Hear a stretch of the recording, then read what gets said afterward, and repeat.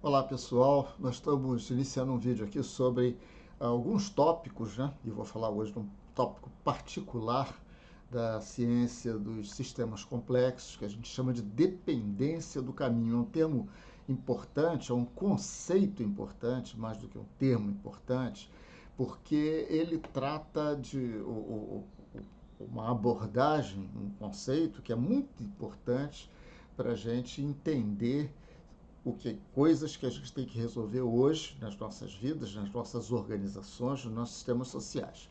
Então, a dependência do caminho significa que uma vez que a gente inicia uma trilha, escolhe um caminho, na economia, nos mercados, na sociedade, nas tecnologias, onde for, os custos para reverter essa escolha podem ficar proibitivos, pode ficar, na prática, impossível reverter.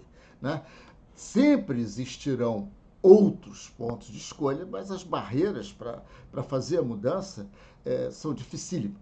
Então, essa é a ideia. Vamos dar um exemplo, vamos dar alguns exemplos práticos aqui. Por exemplo, é, a largura entre os trilhos de trem que existem hoje na Europa, Estados Unidos, essencialmente não mudou nos últimos 200 anos, porque ela se apropriou da distância que ficava no chão, né, marcada pelas rodas das carroças puxadas a cavalo, lá no século XVIII. Então, quando se começou as estradas de ferro, não havia parâmetro, decidiram, olha, vamos aproveitar esses sulcos que tinham ficado, ninguém fez grandes engenharias sobre isso, aproveitaram os sulcos que estavam lá, fizeram os trilhos com aquela distância e ficou até hoje. Porque mudar implica em mudar uma série de coisas na indústria, tem indústria de fabricação de trens, de transporte, etc., que não vale a pena. Então, ficou definido por aquela escolha que foi feita lá atrás, foi uma escolha sem muito pensamento, sem nada de muito extraordinário. Veja outro exemplo, esse mais próximo a nós. O seu teclado de computador, provavelmente não, com certeza absoluta, é um teclado que a gente chama de QWERTY, QWERTY, que são as 5 primeiras letras, as 6 primeiras letras lá em cima, na fileira inicial do seu teclado. Por que nós todos usamos o mesmo tipo de teclado? Nós usamos porque ele se tornou um padrão. Ele se tornou um padrão por causa de alguma coisa que ficou congelada lá atrás. O melhor, considerado o melhor teclado é esse aí, ó, Dvorak. É o mais ergonômico, é o que nos permitiria teclar com mais, digamos assim, facilidade, mais produtividade no ato de teclar. Mas nós não usamos esse aí.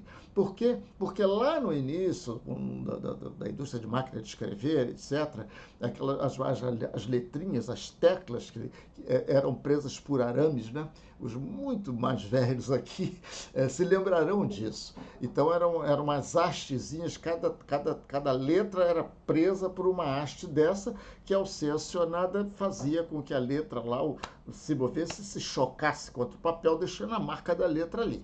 À medida que as pessoas foram se acostumando com esse processo de escrever a máquina, havia uma tendência desses arames, essas hastes que prendiam as letras, começarem a trepar umas sobre as outras. Então, os fabricantes decidiram por um outro tipo de teclado, que foi este que eu estou mostrando aqui, esse QWERTY, que foi projetado, foi pensado exatamente para diminuir a produtividade no ato de teclar, para fazer as pessoas teclarem mais devagar, para não treparem as hastes, os arames que prendiam as peças. Este teclado é mais ineficiente do que este teclado. No entanto, é este teclado QWERTY que todo mundo tem por causa disso. Ficou preso ali. Se alguém tentar mudar a configuração dos teclados existentes nos computadores hoje, onde for, não vai conseguir, porque ficou preso lá atrás por esse acidente, digamos assim, que foi decidido fazer esse tipo de decisão lá atrás, nos primórdios, né? Nos primórdios da máquina de escrever. Então, essa ideia da dependência do caminho diz simplesmente isso. Uma vez feita uma escolha, não em tudo, a grande maioria das escolhas não tem consequência, mas algumas escolhas prendem você ao passado. Você não consegue resolver as coisas, os problemas que aparecem no século XX, XXI, que estão vindo de decisões que foram tomadas no século XVIII e XIX. Então, essa figura é autoilustrativa, ela mostra um conjunto de opções para se decidir alguma coisa em um certo momento da história. Algumas escolhas são feitas, isso aí já começa a indicar um caminho preferencial, um caminho que vai emergindo. E lá na frente, depois de algum tempo, isso é tudo dinâmico, né? Isso tudo acontece no tempo, durante o passar do tempo, alguma coisa acontece e a escolha então fica presa. A gente chama isso de lock-in. Lock-in é exatamente prender. Ficou preso ali, você não sai daquilo, não tenta mudar os trilhos das estradas de ferro agora, porque não vai dar mais. Não tenta mudar teclado de máquina de escrever, porque você foi preso lá. Isso é muito importante quando a gente usa a teoria dos sistemas complexos para propor soluções para problemas organizacionais. Nós vamos ver melhor isso, mas é fundamental ter esse insight que não é muito conhecido. Né? É muito comum a gente ver tomadores de decisão falando como se bastasse fazer uma lei para mudar. Não, faz isso, faz aquilo. Né? O sistema de saúde, do qual a gente já vai falar um pouquinho, é mestre nisso. Né? Basta isso, basta aquilo, basta ter pessoas melhores, basta ter pessoas boas. Não basta. O que prende o sistema na configuração que ele está hoje, na ruindade que ele é hoje, estou falando do sistema de saúde, foram decisões que foram tomadas lá atrás. É possível mudá-las, mas para mudar isso, para mudar essa realidade, a primeira coisa é partir do entendimento correto do problema. Veja esse caso também é muito interessante, década de 80, havia dois sistemas operacionais competindo, o do Macintosh, Apple, o sistema macOS, e o Windows, que estava começando. No início da computação pessoal, esses dois sistemas competiam.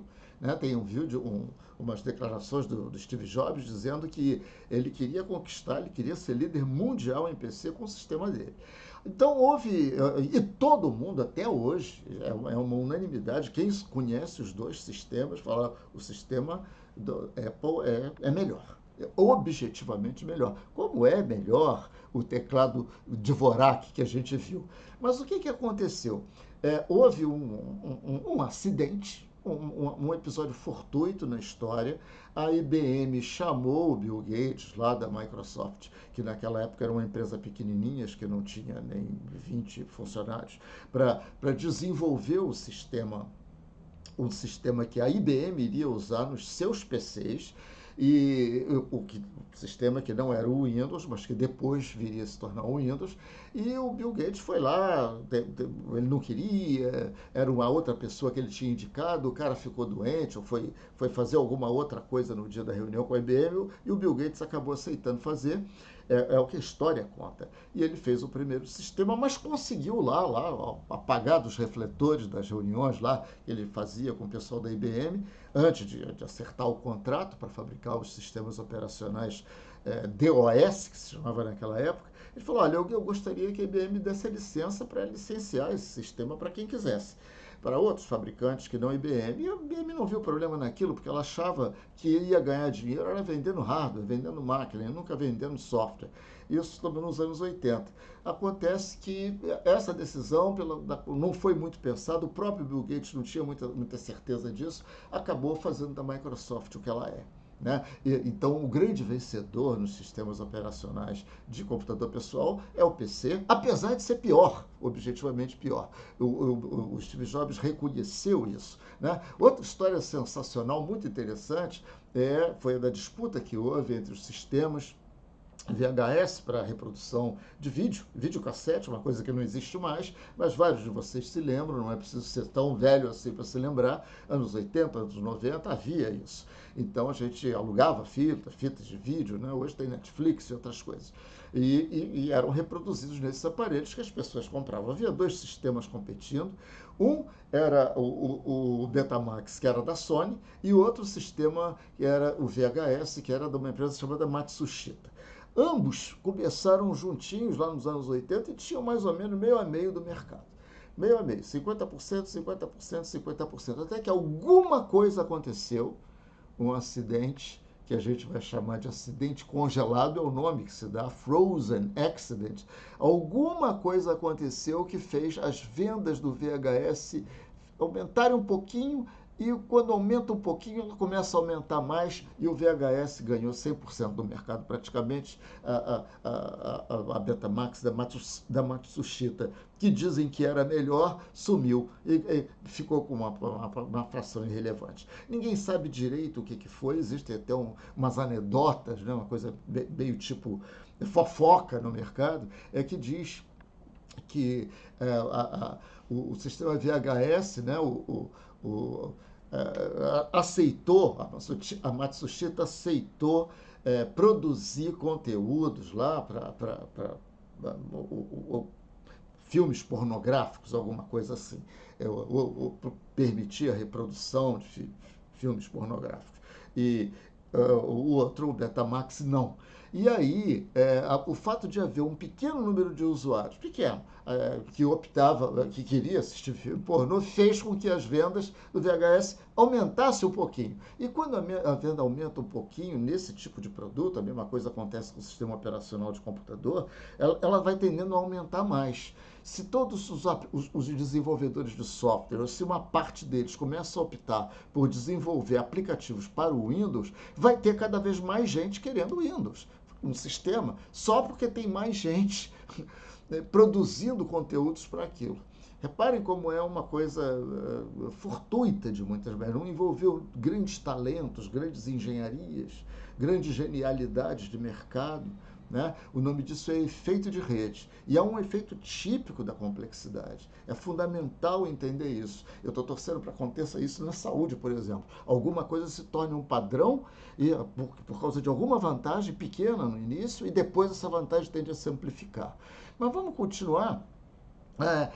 Tem um físico muito famoso, Murray Gell-Mann. Ele já morreu, foi um dos físicos mais populares, aí, mais famosos do século passado, e ele que criou esse termo de acidente congelado. Então, tem uma declaração dele que eu acho bonita. Cada um de nós, seres humanos, por exemplo, é o produto de uma sequência enormemente longa de acidentes, qualquer um dos quais poderia ter sido diferente, poderia ter sido outra coisa. Pense nas flutuações que produziram nossa galáxia, nos acidentes que levaram à formação do sistema solar, incluindo a condensação de poeira e gás que produziu a Terra, os acidentes que ajudaram a determinar a maneira particular como a vida começou a evoluir na Terra, e os acidentes que contribuíram para a evolução de espécies particulares com características particulares, as espécies vivas, incluindo as características da espécie humana. Cada um de nós, indivíduos, possui genes que resultam de uma longa sequência de mutações acidentais e acasalamentos aleatórios, bem como da ação da seleção natural. A seleção natural filtra desse aleatório aquilo que está mais de acordo com o ambiente. Agora, a maioria dos acidentes, diz o Gell-Mann, desses acidentes, isoladamente, fazem muito pouca diferença. Mas outros podem ter ramificações generalizadas, muitas consequências diferentes, todas rastreáveis a um evento inicial, a um evento causal, né? Casual e causal, que poderia ter sido diferente.